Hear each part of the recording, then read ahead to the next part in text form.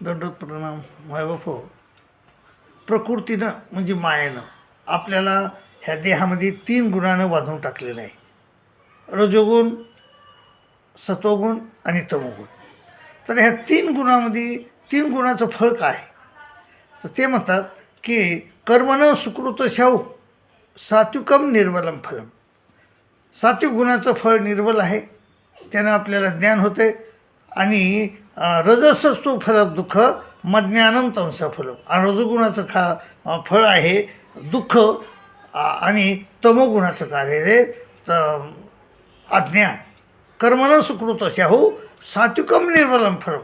रजसस्तु फलम दुःख. रजोगुणाचं फळ दुःख आहे आणि मज्ञानम तमस फलम. मज्ञानम तमस फलम. तमोगुणाचं कार्य अज्ञान आहे. सत्वात संजयते ज्ञान. सत्वगुण जर आपल्याला उत्पन्न झाला तर आपल्याला ज्ञान होते. सत्वात संजयते ज्ञानम रजसो लोभ येवचे. आणि रजोगुणात आपण जर गेलो तर आपल्याला लोभ उत्पन्न होतो. रजसो लोभ होते. प्रमाद मोह तमसो. आणि तमोगुणात आपण जर आलो तर प्रमाद मोह तमसो भवतो ज्ञानमयवचे. आणि अज्ञान उत्पन्न होतं आपल्याला. प्रमाद मोह हे उत्पन्न होतं आपल्याला. प्रमाद आपल्याला आपण करायला आपण तयार होतो आणि आपल्याला अज्ञान येते. तर ऊर्ध्व गच्छन्ति सत्वष्टा. सत्वस्थ माणसाची ऊर्ध्वगती होती, म्हणजे देवता लोकांना जातो तो माणूस. ऊर्ध्व गच्छन्ति सत्वष्टा. मध्यची श्रेणी राहत असतात आणि राजस लोकांना पुन्हा मनुष्य जन्म भेटतो. आणि अधो गच्छन्ति तामसा. जघन्य गुण होतीसता अधो गच्छन्ति तामसा.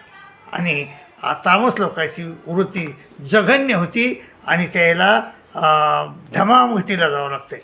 मायबापो, ह्या 3 गुणापासून जपून राहा. 7 रजोगुण, सत्वगुण आणि तमोगुण.